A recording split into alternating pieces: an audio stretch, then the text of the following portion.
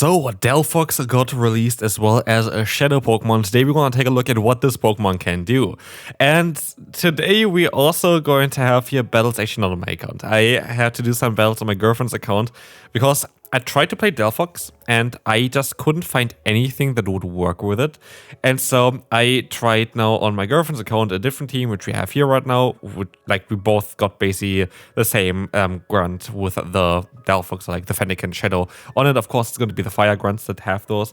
I have not been able to get a chestpin yet. Let me know down below on how the first day of the Shadow event went for you. I got a lot of Shadows, but not a chestpin. But yeah, this was a way better team. This worked out way better than what I first had on my account. And of course, I needed to kind of go ahead and do the battles here because I was out of battles for the day then. Because I already had 2 videos up earlier. One for Greninja, one for the Thundurus. If you haven't seen them yet, I would really appreciate if you would check them out as well. Especially the Greninja is a Pokemon that you really want to take a look at because it might be quite interesting for you as well. To just get this Pokemon for yourself because it's going to be good for the Go Battle League, especially also for the new season. Definitely make sure to, try to get one. Also, look at this. I KO the opponent through the shield, which is absolutely fantastic. As you're going to have here as well now, the shield coming through against the mirror shot. I tried to win just with my Delphox there, but that sadly didn't work out and we can move on to the next opponent. We are in a little bit lower ranks. I have to admit to that as well. We are not at like the lowest ranks, but we're a little bit in lower ranks because I didn't do as many battles this season yet, which is understandable. We're going to try our best here to do as good as possible though in those ranks as well. We're going to see some of the Pokemon that we haven't seen that often, and honestly that's like one of the things that I feel like a lot of people are struggling with is adapting their teams if they don't pay too much attention to the Go Battle League. If they just kind of try you do their daily battles or whatever and don't really try to get better with things. A lot of times I feel like you just kind of keep Pokemon that you maybe shouldn't really try to keep because like Pokemon like Scrafty are just not really there anymore. Bastiodon on the other hand is absolutely there, and this was by the way my biggest nemesis on the other team that I tried to run with this Pokemon, with the Delphox, was Bastiodon, because Bastiodon just completely destroyed me. Like I still have nightmares of this Pokemon and it's everywhere currently. Like Bastiodon is absolutely everywhere, to the point where I really hope that we're going to get for the next season above towards either ground or fighting type Pokemon, I guess. But we have to see on what Niantic, or now in this case Scopely, is going to do for the upcoming season. Because Bastion is absolutely a problem, like this Pokemon is crazy. Here, not really a problem, it's going to be Obstagoon. Obstagoon is going to be a Pokemon that we have actually quite a solid play against with the fast move damage that we do. And here, by the way, just one thing towards the Delphox as well. Delphox is not the most common Pokemon, it's not the strongest Pokemon ever seen. But it's actually kind of fine and it would have so much potential in the future, which kind of is sad that this is not the case yet. Because a Delphox would, in theory, as far as I know at least, learn the move Incinerate as well. And if Delphox gets this move, pacing is going to be better for this Pokemon. But also, just generally, it's going to be a way stronger Pokemon then, and actually quite a bit usable. Still, to this point, of course, Fast Spin is still an alright fast move. It is the most likely 3rd best fire type fast move after Incinerate and Ember. But it is definitely not top meta, and that's something that you see just with the Delphox as well. You need 4 fast moves to get to a 1 charge move, which is always going to be basically the Psyshock, which is the main bread and butter of this Pokemon. And that just takes quite a bit too long for the current meta game if you don't have a good typing and good stats to back it up, basically. So you need 12 turns in order to get to the first charge move, or like generally charge moves with the Delphox, and that's just takes quite a while. Anyway, we're going to take a look here at the opponents, the Denny. The Denny is actually really tough for my backline to deal with, so I really hope that this is going to connect here, which luckily they let the move go, which I don't really understand why. And this team still has some flaws. Well, one of them is going to be Azumarill, and trust me, we've been encountering Azumarills left, right, and center with this team. So let's see how things are going to go here. And we're going to have the Drift Bloom coming in, which is going to be alright, because we gotta have at least nice fast move pressure, but they have access to Ice Beam, and they stop out into the Scale Dirge. I will try to use this as an opportunity to debuff them with the Icy Wind. They're still going to knock us out with the Shadow Ball if they go for this move, but this kind of forces them to go for the Shadow Ball, otherwise they're not going to be able to knock us out. Here we will see the Shadow Ball coming in, it's going to knock us out, and now down to the Primate. We're actually in a really tough position here, but we are going to be able to catch the move on to the Delphox, which is going to kind of open up as at least an opportunity for us to win this battle, especially as I'm running Disarming Voice as a secondary charge move, which is kind of mad. It's going to be better coverage though against our current Primeape, so that's definitely better for them. But at this point, because we were able to do the catch, we have so much energy on the Primeape, which will allow us to get to another charge move, knocking them out. And then comes the Azumarill. Now it comes down to if this is going to be enough to knock out the Azumarill. We had +2, doesn't work out. It does, and we can move on to the next opponent. We face off against the Nidoqueen. Horrible lead and horrible face-up for us even here as well. Like, our Primeape isn't great either, as we're gonna get completely hard-walled so far. We're gonna get out the opponent's Mandibuzz, a Pokemon that, yeah, I didn't really expect here, to be fair. And it's a Pokemon that's quite annoying to deal with, so let's see what we can do. We are going to go for the Ice Punch against the opponent. This is going to do some solid damage. We can go for the Rage Fist here as well. That is going to be hopefully enough to knock them out. They actually just had to use a shield, which in my opinion is even better for us. But also then again, you kind of want to keep alive. So I don't know. Like, we're going to have to let one move go here. I feel like this is going to be the Aerial Ace. Luckily, we'll let this move go, which isn't really doing that much damage. And in comes, you know, the Nidoqueen again. And I have at least my Drifblim. But they reveal that they have Murkrow in the back. And it's a Pokemon basically that's generally very good against Drifblim, but because we have that shield advantage, we're actually going to be kind of fine here because we have Icy Wind, which is going to be enough to knock them out easily. But of course, the first one they're going to shield up, so we are going to be forced to shield up their next charge move as well. They actually have not the best timing here, giving us a free fast move, and we should be able to knock them out here with one more fast move and or like just going straight for the Icy Wind. That's totally fine. Goodbye there to the Murkrow. But now we have to hope that they don't have Stone Edge on the Nidoqueen, because that would knock us out here as well. Let's see if they're going to have Stone Edge or not. They do have Stone Edge, knocking us out here straight away. And in comes Delphox, and luckily we can still reach a Psyshock that is easily going to be enough to knock them out. We have such a high attack stat, it's a stab move, it is super effective. Yeah, there's so much going towards it. It's Shadow vs Shadow.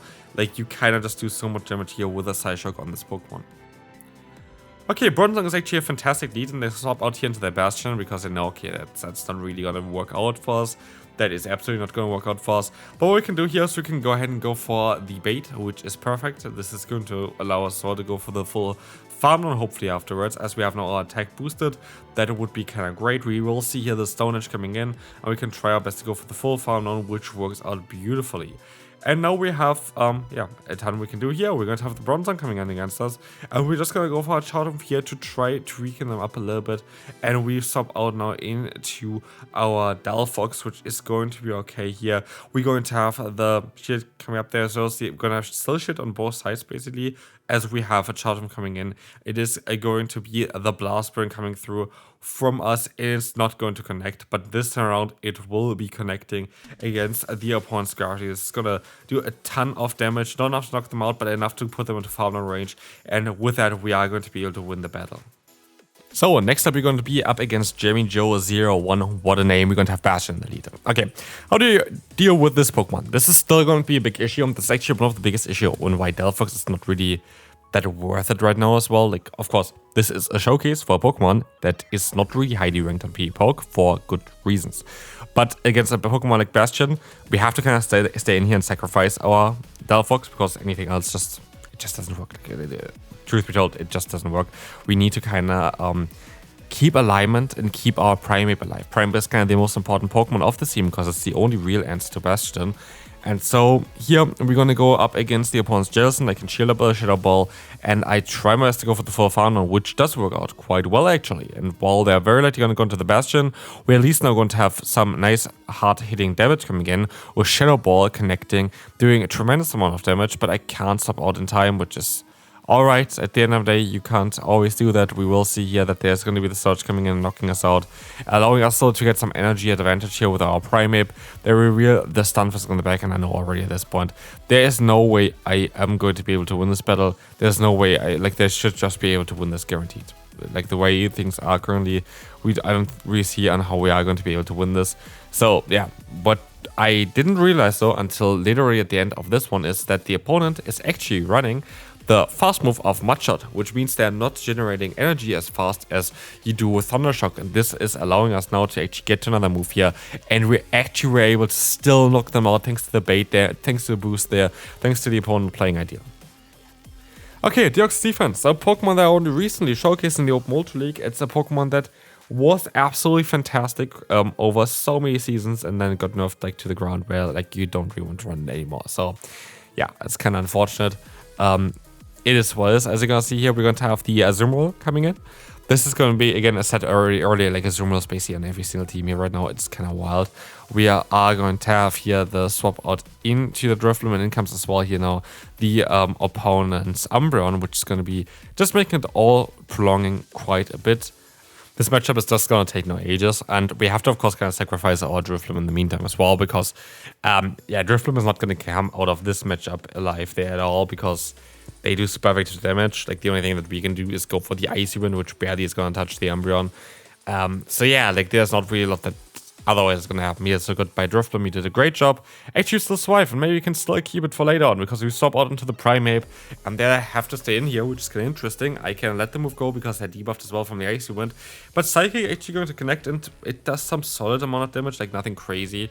But we are going to have here now the Urachus coming through against the opponents as Azumarill. We have 2 shields still left, and we're going to use those shields here. We will see the Ice Beam coming in. We are going to try our best to go for the full farm down here, though. And as you can see, this is going to work out eventually here as well. We can go for the full farm down, get up a ton of health, get up a ton of energy, maybe not really a ton of health, and we try to just win this battle.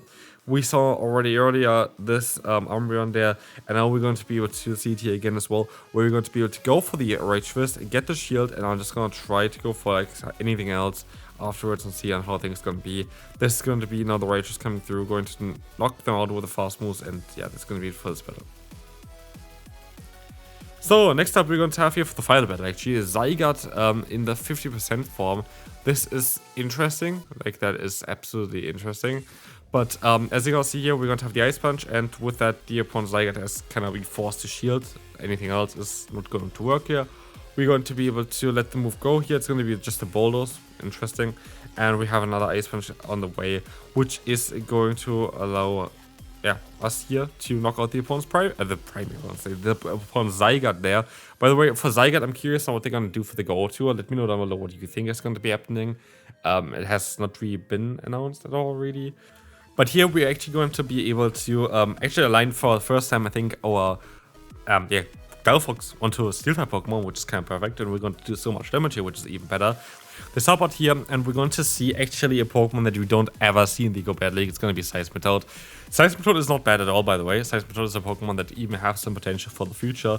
It has a ton of moves that already learns as well, which is amazing for it. The just general issue is like there's not really anything else, like really just even power or anything like this. There's nothing really else. But anyway, we're going to have, the charge coming through. The Shadow Ball is going to connect at the end, and this is going to be it for this video as well. Hope you enjoyed it. If you did, feel free to leave a like. I will try my best to have chess on tomorrow, but yeah, we'll see. Bye bye.